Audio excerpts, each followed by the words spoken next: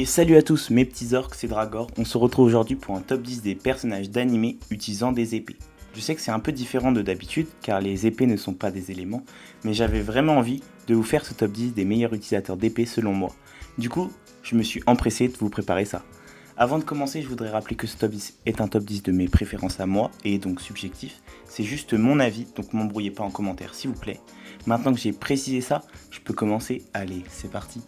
Pour commencer ce top, donc à la 10e position, Tristepin de Wakfu. Tristepin est un personnage de l'anime Wakfu, comme je viens de le dire. Tristepin est un Yop, une classe de grands guerriers dans l'univers de Wakfu. Il est même la réincarnation du dieu Yop, donc crois-moi, il rigole pas. Il fait partie de l'iconique confrérie du tofu. C'est un jeune homme courageux, prêt à tout pour protéger ses proches.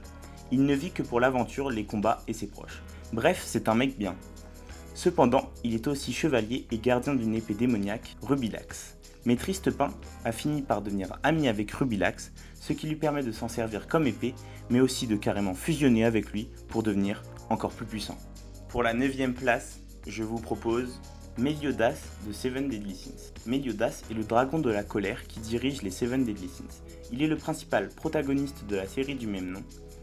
Meliodas a une apparence d'enfant, des cheveux blonds en bataille et des yeux verts émeraude, mais c'est mal le connaître de penser que c'est un enfant. En effet, il a plus de 3000 ans.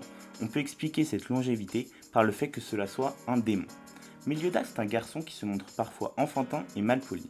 Il a un caractère pervers, mais quand il se bat, il peut se montrer violent et impitoyable.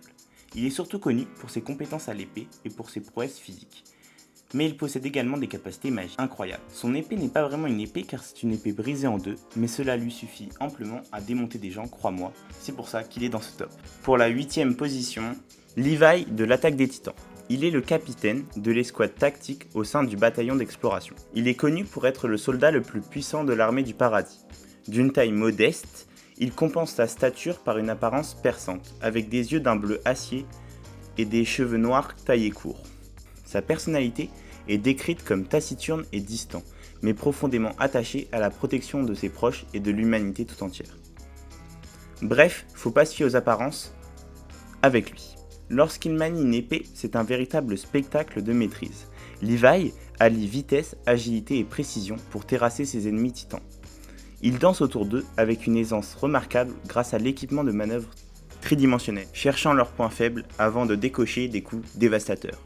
Il est capable de trancher rapidement et avec une efficacité redoutable, ce qui en fait un atout indispensable pour son unité de soldats d'élite. À la 7e position, j'ai choisi de placer Kenshin de Kenshin le Vagabond. Iruma Kenshin, plus connu sous le nom de Kenshin le Vagabond, a une apparence frêle et des yeux ambrés qui cachent un guerrier autrefois redoutable, mais qui a choisi de ne plus tuer. Son visage doux et souriant masque les blessures profondes de son passé, en tant qu'assassin légendaire. En tant qu'utilisateur d'épée, Kenshin possède un style de combat unique, appelé Iten Mitsugiri Ryu. Ce style combine une vitesse incroyable et des techniques élaborées, permettant à Kenshin d'anticiper et de contrer les attaques de ses adversaires avec une précision millimétrée. Cependant, depuis qu'il a juré de ne plus tuer, il utilise une lame inversée pour assommer ses ennemis sans leur infliger de blessures mortelles. En 6e place, Asta de Black Clover. C'est un jeune homme au caractère déchaîné et déterminé. Malgré sa grande force de volonté, son apparence physique diffère grandement de ses pairs. En effet, Asta est né sans aucun pouvoir magique dans un monde où la magie est omniprésente. Il a donc beaucoup travaillé ses muscles pour compenser son manque de magie. Il a les cheveux blonds, ébouriffés et des yeux verts éclatants qui reflètent son esprit combatif. Lors des combats, Asta utilise une épée d'anti-magie unique en son genre. Cette arme spéciale lui permet de neutraliser la magie de ses adversaires et de la renvoyer sous la forme d'énergie brute, décuplant ainsi sa force et sa vitesse. En plus de son épée, Asta a développé une impressionnante endurance et une détermination sans faille, ce qui le pousse à surmonter chaque obstacle avec une résolution inébranlable. En utilisant sa lame anti-magie avec une habilité extraordinaire, Asta réussit à rivaliser avec des sorciers incroyablement puissants et à défendre ses amis. Avant de passer à la 5e place, je voudrais vous informer que vous êtes 95% à regarder mes vidéos sans être abonné. Je trouve ça franchement dommage, donc n'hésitez pas à vous abonner si vous appréciez mon contenu. Allez, je vous coupe pas plus longtemps, on retourne à la vidéo. En 5e place, donc à la moitié de ce top, Ichigo de Bleach. Ichigo est un humain qui a la faculté exceptionnelle de distinguer les fantômes. Sa vie bascule lorsqu'il rencontre Rukia Kuchiki qui lui transfère ses pouvoirs de Shinigami. C'est un jeune homme qui a des cheveux orange coiffés en pétard. C'est une personne sérieuse et attentive et qui pratique les arts martiaux depuis qu'il est tout petit. Il est donc très fort. En devenant un Shinigami, il a acquis un Zenpakuto, le sabre des Shinigami. Son Zenpakuto est un énorme sabre et quand je dis énorme, je suis vraiment gentil. Car son sabre fait sa taille, rien que ça. Pour la 4ème place, donc pas loin du top 3, honnêtement j'ai failli le mettre dedans, Kirito, le personnage principal de l'anime Sword Art Online.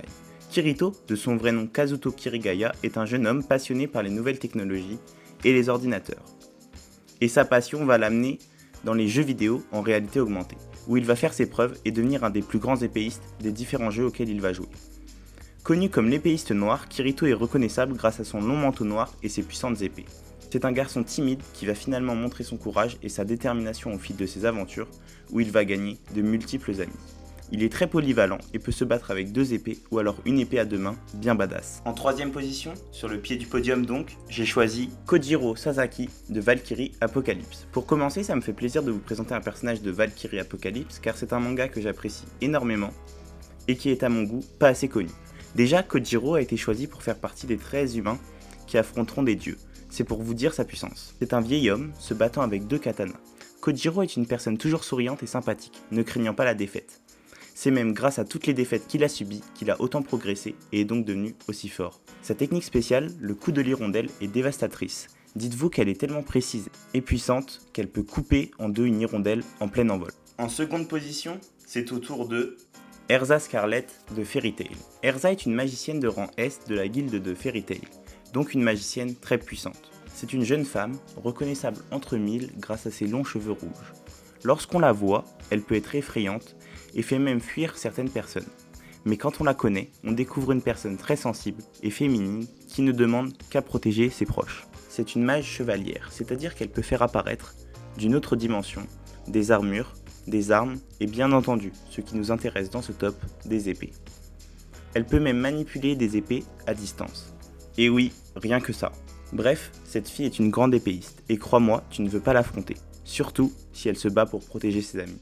Et le grand gagnant de ce top, l'utilisateur d'épée ultime selon moi, n'est autre que Roronoa Zoro de One Piece. Zoro, aussi appelé le chasseur de pirates, est le premier membre de l'équipage du chapeau de paille.